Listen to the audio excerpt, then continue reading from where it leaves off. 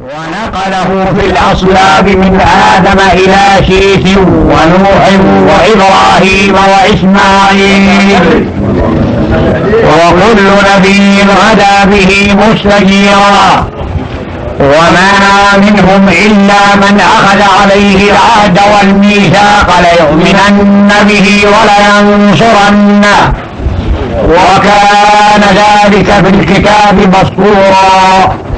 فآدم لأجله تاب الله عليه، وإدريس بسببه رفعه الله إليه، ونوح في الفلك به توسل، وهود في دعائه عليه عول، والخليل به تشفع، وإسماعيل به تضرع، وموسى أعلم قومه بمكالمته وسأل ربه أن يكون من أمته وله وزيرا. وعيسى بشر بوجوده وطلب المهلة إلى زمانه ليكون له نصيرا، والأحبار به أخبرت، والكهان به أعلنت، والجن برسالته آمنت، والآيات باسمه نطقت، ونار فارس من نوره أخمدت، والعسرة بملوكها تزلزلت، والتيجان من على رؤوس أربابها تساقطت، وبحيرة طبرية عند ظهوره وقفت، وكم من عين نبعت وفات، وإن شق إيوان كسرى وشرافاته تساقطت، وملائكة السبع سماوات بمولده تباشرت، والسماء شرفا له حرست، والشهر إكراما له لمسترق السمع رجمت، وإبليس لعنه الله أخزاه وكف عنا وعنكم عذاه، صاح ونادى على نفسه ويلا وثبورا. وفي ليلة مولده صلى الله عليه وسلم انشق إيوان كسرى ورمي بالمحن والنوائب، ومنعت الشياطين من الصعود إلى السماء، وصمت آذانهم عن سماع العلا، ويقذفون من كل جانب دحورا ولهم عذاب واصب.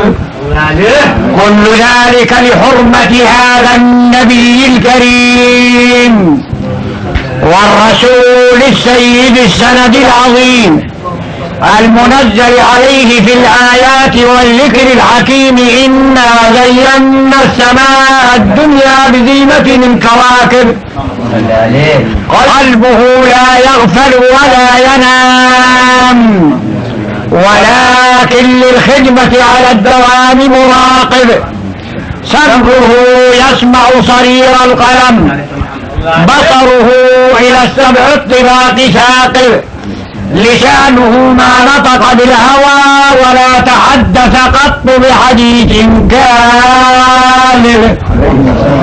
يا له من نبي كلما حن إليه المشتاق وقطع السباسل وصار على ظهور النجائب، وكلما حدا الحادي ولاحت الأعلام والمضارب بادر الكئيب المستهام، وقد زاد به الوجد والغرام إلى لقيا الحبائب، وأنشد يقول شعرا صل عليه يا غاديا نحو الحبيب عساك تقرأ السلام إذا وصلت هناك، يا غاديا نحو الحبيب عساك تقرأ السلام إذا وصلت هناك، وقل السلام عليك يا خيرا ورى من عاشق طول المدى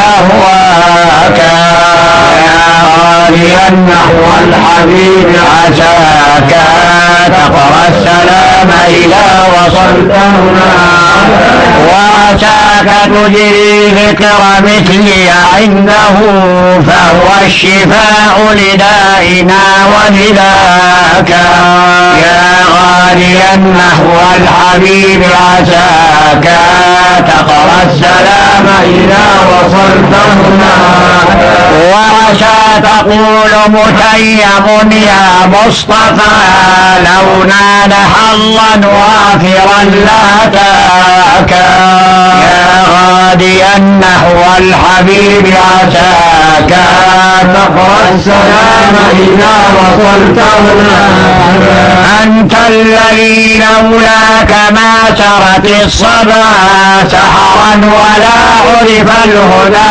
لولاك يا غاديا نحو الحبيب عساك تقرأ السلام إذا وصلت هناك لولاك ما غفرت لآدم ذلة لما التجا من ذنبه لحماك يا غاديا نحو الحبيب عساك تقرأ السلام إذا وصلت هناك لولاك ما رفعت ليونس رتبة لما نجا من حوته بهداك يا غاديا نحو الحبيب عساك تقرأ السلام إذا وصلت هناك لولاك ما كان ابن عمران ارتقى طور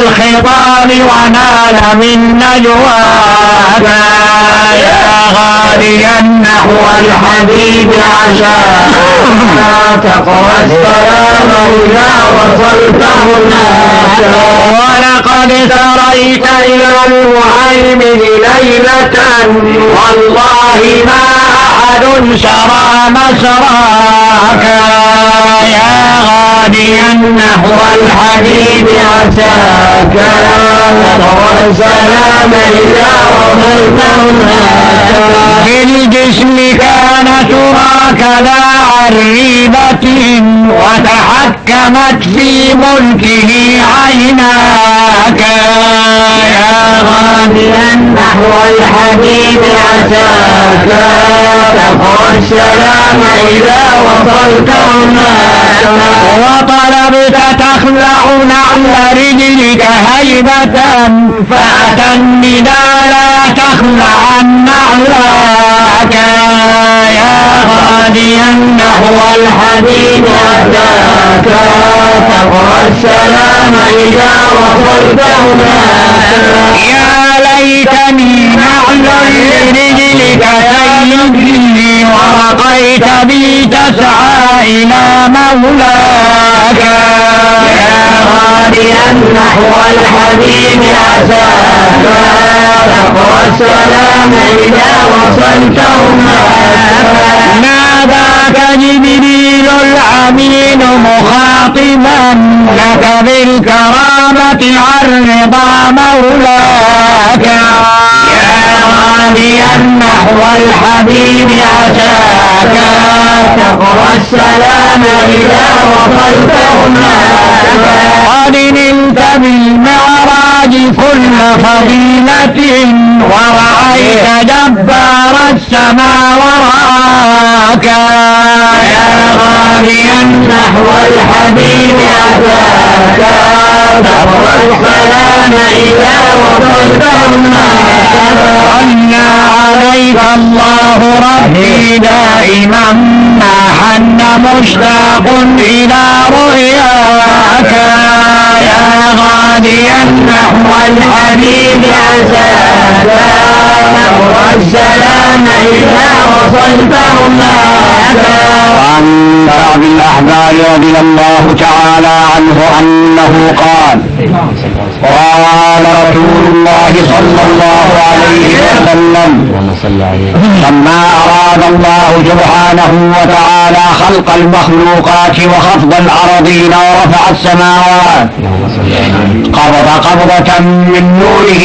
سبحانه وتعالى وقال لها كوني محمد صلى الله عليه وسلم صارت تلك النبضة عمودا من نور وسجد ورفع رأسه وقال الحمد لله. فقال الله سبحانه وتعالى لأجل هذا خلقتك وسميتك محمد، بك أبدأ المخلوقات وبك أختم الرسل.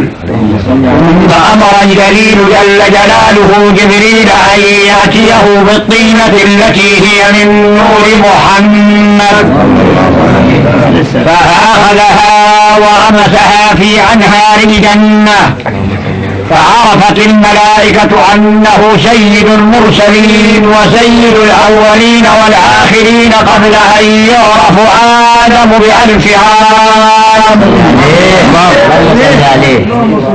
وقال ابن عباس رضي الله تعالى عنهما: بلغني أن نور محمد صلى الله عليه وسلم ويوسف عليه السلام تقارعا في صلب آدم عليه السلام، فكان الحسن والجمال ليوسف عليه السلام، وكان النور والبهاء والكمال والشفاعة والقرآن والشامة والعلامة والغمامة والجمعة والجماعة والمقام المحمود والحوض المورود واللواء المعقود لمحمد عليه الصلاة والسلام. اللهم صل عليه.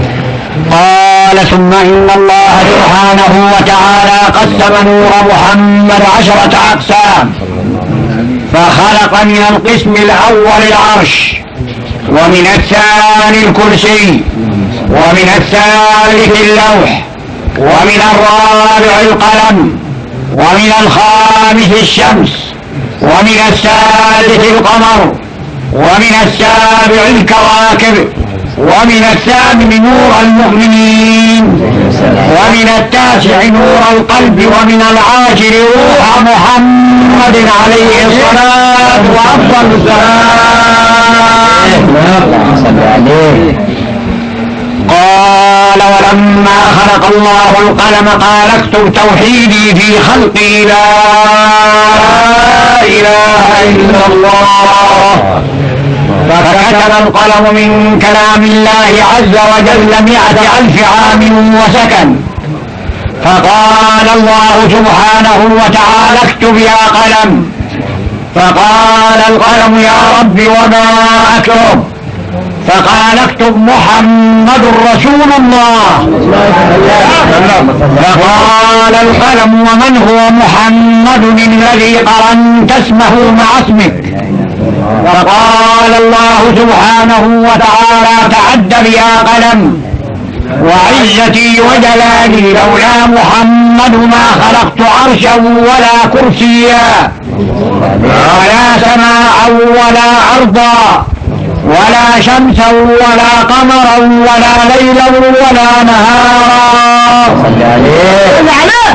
فعند ذلك انشق القلم من هيبة الله وصفة رسول الله وقض بيد القدرة، فصار سنة في الأقلام إلى يوم القيامة لا يكتب إلا مشقوقا مقطوطا. ثم كتب محمد رسول الله، فقال: اكتب أولاد آدم من صلبه عليه السلام، من أطاع الله أدخله الجنة ومن عصاه أدخله النار. فكتب القلم ذلك، فقال: اكتب أمة نوح كذلك، أمة إبراهيم كذلك، أمة موسى كذلك، أمة عيسى كذلك. ولم يزل القلم يكتب أمة بعد أخرى حتى انتهى إلى أمة سيدنا ومولانا محمد صلى الله عليه وسلم، وأراد أن يكتب كذلك فإذا النداء من العلي الأعلى تعدى بيا قلم مع محمد وأمته. فقال القلم يا رب وما أكتب؟ فقال اكتب والطور وكتاب مسطور أمة محمد أمة مذنبة ورب غفور. أكبر. لا ما شاء الله. ما شاء الله. الحمد لله رب العالمين حمدا يوافي ما أنعمه وأولاه ويكافئ مزيده أعطانا من الشرف منتهى. فقال تعالى خطابا لنا في محكم كتابه المنزل على خير أنبياء: كنتم خير أمة أخرجت للناس تأمرون بالمعروف وتنهون عن المنكر وتؤمنون بالله.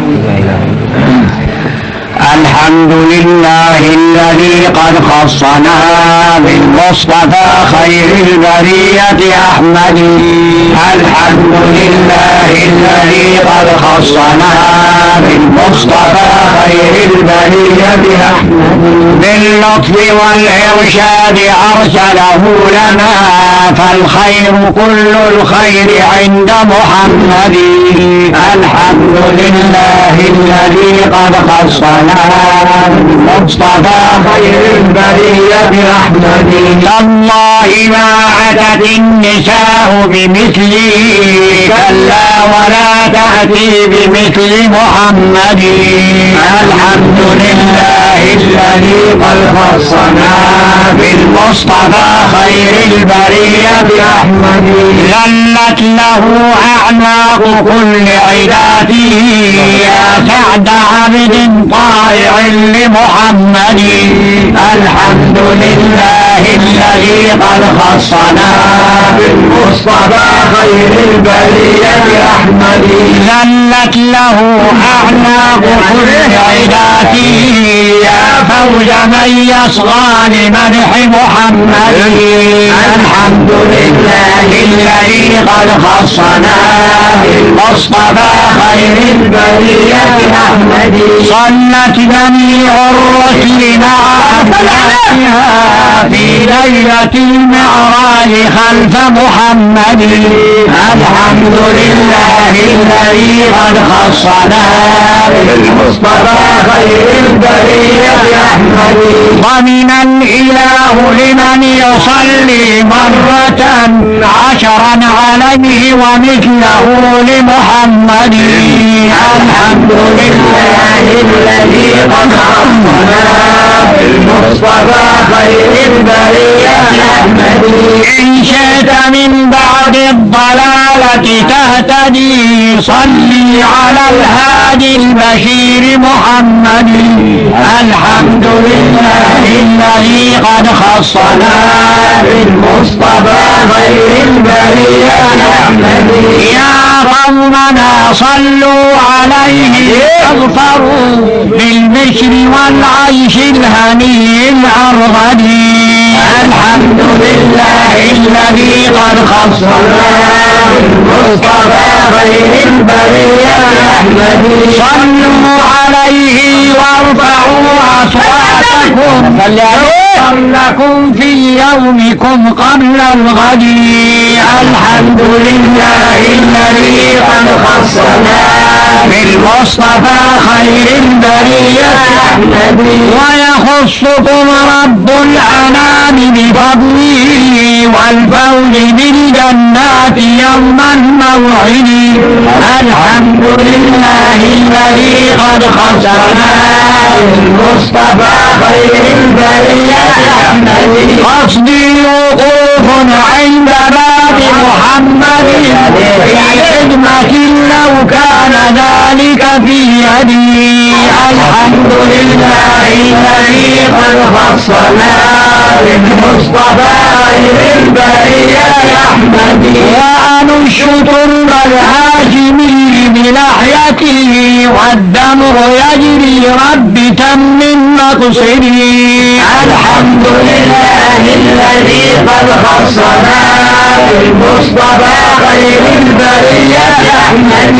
يا رب بالمختار آمن خوفنا رمز الممات اليوم نلقى الواحدين الحمد لله الذي قد خصنا بالمصطفى خير البرية واجعل لنا من كل ضيق مخرجا والطف بنا كرما بجاه محمد الحمد لله الذي قد خصنا بالمصطفى خير البرية أزكى صلاة الله ثم سلامه دواما للنبي محمد الحمد لله الذي قد خصنا بالمصطفى خير البرية قال الراوي ولما أراد الله أن يظهر خيرته من خلقه وأن ينير الدنيا بعد ظلامها نادى جبريل في السماوات ألا وإن الكريم قد تمت كلمته ونفذت مشيئته وآن وعده الذي وعد به عباده من إظهار البشير النذير الذي يأمر بالمعروف وينهى عن المنكر صاحب الأمانة والديانة المجاهد في سبيل الله حق جهاده وخيرة الله من عباده جعله الله رحمة للعالمين وسماه أحمد ومحمد وطه وياسين وأعطاه الشفاعة للمسلمين ونسخ بشريعته ودينه كل دين صلى الله عليه وعلى آله وأصحابه أجمعين. قال فضجت الملائكة بالتسبيح والتقديس والتحميد والتهليل والتكبير والثناء لرب العالمين وفتحت أبواب الجنان وأغلقت أبواب النيران فرحا بولادة سيد الأكوان صارت أشياء الجنة وتعطرت الحور والولدان وغنت الأطيار باللغات واندفقت الأنهار وسمحت الأطيار وضجت الملائكة بالاستبشار بقدوم سيدنا محمد المختار صل عليه. ولما أراد الله أن يظهر هذه الدرة اليتيمة خلق آدم بيده وأسجد له الملائكة ثم نفخ فيه من روحه فقال آدم يا رب إني أسمع في جبهتي نشيشا فقال الله سبحانه وتعالى يا آدم هذا تسبيح ولدك محمد صلى الله عليه وسلم فخذ عليه عهدي وميثاقي أن لا توداه إلا في الأصلاب الطاهرات والأمهات الزاكيات. وكان نور محمد صلى الله عليه وسلم في وجه آدم كالشمس في كمالها أو كالقمر في تمامه ثم انتقل النور إلى حواء عليها السلام فحملت بشيء ولم يزل ينتقل في الأصلاب الطاهرات حتى انتقل إلى عبد المطلب وكان إذا خرج للصيد جاءت الأسد إليه وتقول اركبنا يا عبد المطلب لنتشرف بنور محمد عليه الصلاة وأفضل السلام. ثم إن عبد المطلب تزوج بامرأة من يثرب فحملت منه بعبد الله والد رسول الله صلى الله عليه وسلم فحن وأن وبكى وشكى وأنشد وجعل يقول شعرا حكم الزمان بفرقتي وأبوابي ممن أحب ولم يكن بمرادي حكم الزمان بفرقتي وأبوابي ممن أحب ولم يكن بمرادي يا وحشة لفراق من أحببتهم رحلوا وقلبي معهم وفؤادي حكم الزمان بفرقتي وفؤادي ممن ممن أحب ولم يكن بمرادي. أخل المنازل والجفون تقرحت وتبدلت أنوارهم بسوادي. حكم الزمان بفرقتي ومعادي ممن أحب ولم يكن بمرادي. ما كان أحسن شملنا متجمعا أيامنا تزهو على الأعياد.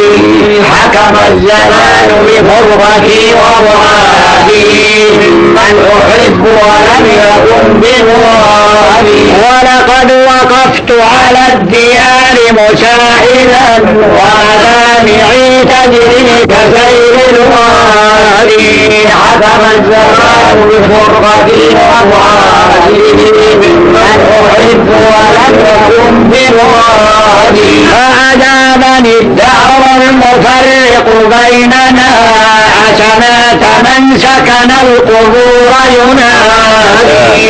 حكم الزمان بفرقتي ومعادي ممن أحب ولم يكن بمرادي. ثم الصلاة على النبي وآله ما حن مشتاق بليل نادي. حكم الزمان بفرقتي ومعادي ممن أحب ولم يكن بمرادي. ولما كان أول ليلة من الشهر التاسع حصل لآمنة السرور والهناء. الليلة الثانية بشرت بنيل المنى.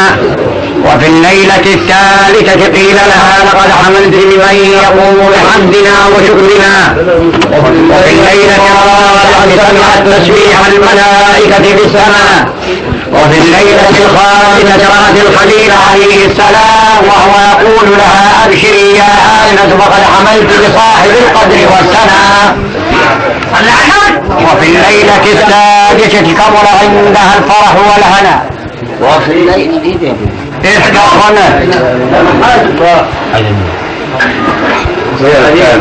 أرض ومغاربها ورأيت ثلاثة أعلام قد نصبت علما بالمشرق وعلما بالمغرب وعلما على ظهر الكعبة. ورأيت الملائكة أفواجا أفواجا. ورأيت الطيور قد سدت الفضاء خضر الأرجل بمناقير كأنهن الياقوت يسبحون الله بالواد.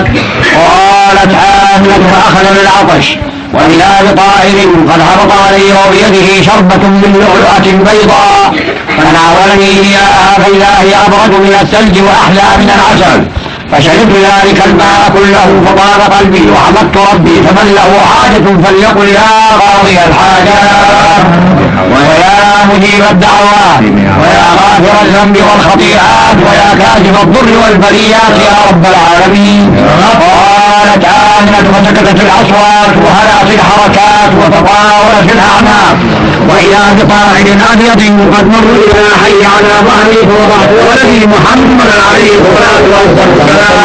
الصلاة والسلام عليك يا رسول الله. الصلاة والسلام عليك يا حبيب الله. الصلاة والسلام عليك صلى الله وسلم عليك. مرحبا بك يا حبيبي مرحبا مرحبا جد الحسين مرحبا مرحبا بك يا حبيبي مرحبا مرحبا جد الحسين مرحبا. صلوا على المختار فهو جليل. مرحبا بك يا حبيبي مرحبا مرحبا جد الحسين مرحبا. صلوا على من تدخلون بجاه على السلام يتبعون المطلبا. مرحبا بك يا حبيبي مرحبا مرحبا جد الحسين مرحبا. وشفاء فينا بجاه انك شفع يا رسول الله فينا فما نرجو الشفاعة من سواك. أنس يا خير خلق الله قوم من جعف منهم أبدا لواك. وأتنا في إغاثتنا فإنا نرى المولى يسارع في رضاك. وعليك من المهيمن كل صلاة وسلام صلي وسلم